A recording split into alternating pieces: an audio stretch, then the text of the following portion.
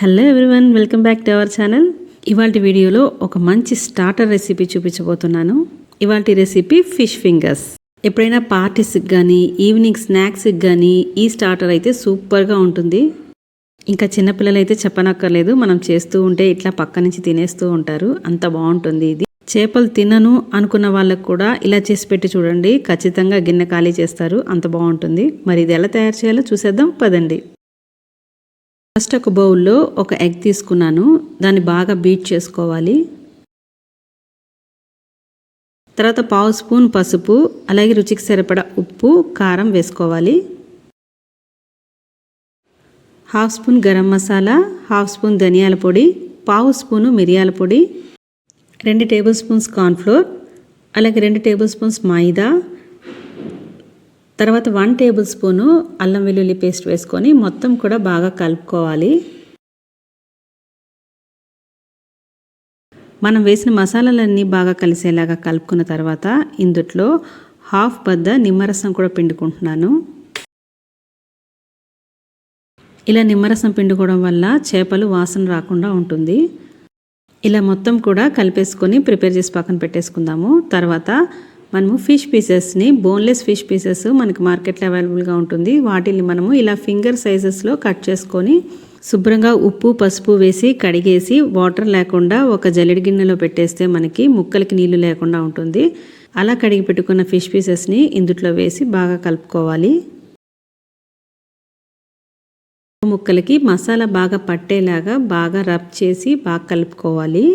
ఇక్కడ చూస్తున్నారు కదా, ఈ విధంగా చేత్తో రబ్ చేస్తూ బాగా కలుపుకోవాలి. ఇలా మసాలా బాగా పట్టించిన తర్వాత మూత పెట్టేసి ఫ్రిడ్జ్లో కానీ బయట కానీ ఒక 2 గంటలు పక్కన పెట్టేసుకోవాలి. ఇలా మ్యారినేట్ చేసి కాసేపు ఉంచడం వల్ల మసాలా అంతా బాగా పడుతుంది చేప ముక్కలకి. 2 అవర్స్ తర్వాత మనం బయటకి తీసేసి నెక్స్ట్ కోటింగ్ కోసం ఒక ప్లేట్లో బ్రెడ్ క్రమ్స్ తీసుకొని అందులో 1/2 స్పూన్ మిరియాల పొడి, అలాగే 1/2 స్పూన్ కారము, కొంచెం సరిపడా సాల్ట్ వేసుకొని మొత్తం కూడా బాగా కలుపుకోవాలి.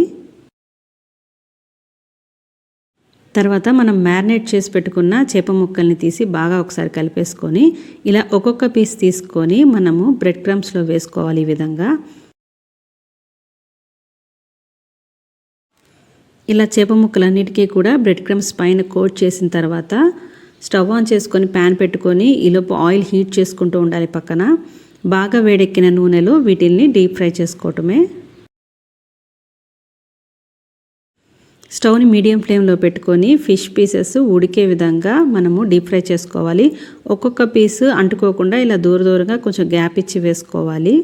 ఒకవైపు బాగా ఫ్రై అయిపోయిన తర్వాత రెండో వైపుకి టర్న్ చేసుకోవాలి.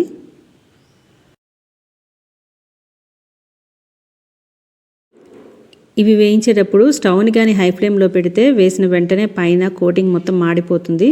సో మీడియం ఫ్లేమ్లో పెట్టుకొని రెండు వైపులా చక్కగా ఈవెన్గా మనము బ్రౌన్ కలర్ వచ్చే వరకు కూడా ఫ్రై చేసుకోవాలి.